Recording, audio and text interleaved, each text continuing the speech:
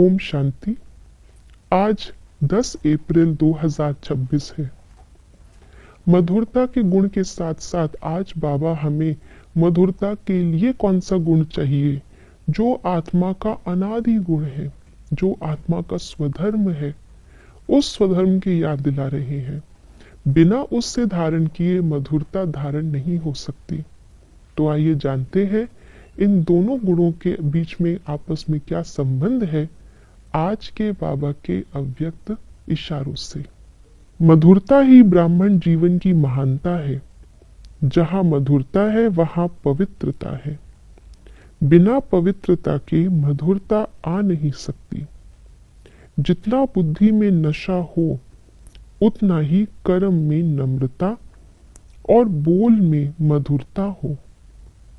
ऐसे नशे में रहने से कभी नुकसान नहीं होगा।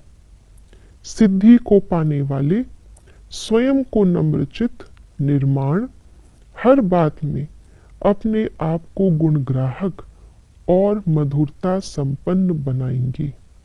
आज बाबा ने मधुरता से भी पहले मधुरता कैसे हमारे जीवन में आए उसके लिए हमें जो मूल आत्मा का स्वधर्म है पवित्रता, उसके ऊपर ध्यान खिंचवाया है।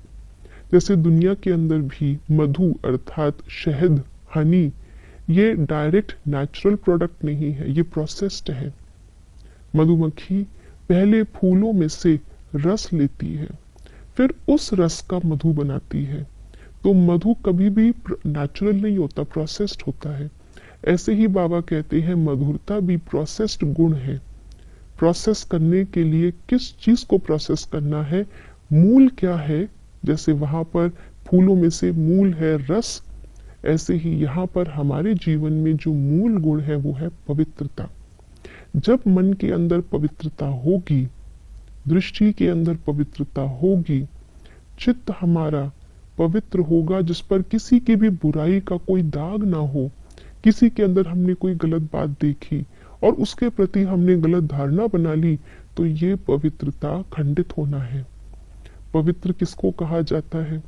जैसे दूध है, दूध के अंदर अगर आपने पानी मिला दिया तो भले ही आपने पवित्र स्वच्छ मिनरल वाटर ही क्यों ना मिलाया है, लेकिन दूध के अंदर पानी जिसको जीवन कहा जाता है वो मिल गया, तो ये दूध की अपवित्रता है। यानी कि जो चीज जैसी बनाई गई है अगर उसमें परिवर्तन आ जाता है तो वो परिवर्तन अपवित्रता है। तो आत्मा कैसी बनाई गई है? या बनाई तो किसी ने नहीं, लेकिन हमारा मूल स्वरूप क्या है?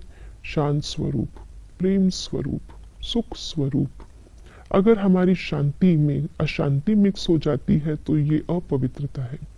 अगर हमारे प्रेम के अंदर किसी दूसरे के अवगुण को देख करके घृणा मिक्स हो जाती है या ईर्ष्या मिक्स हो जाती है तो ये अपवित्रता है।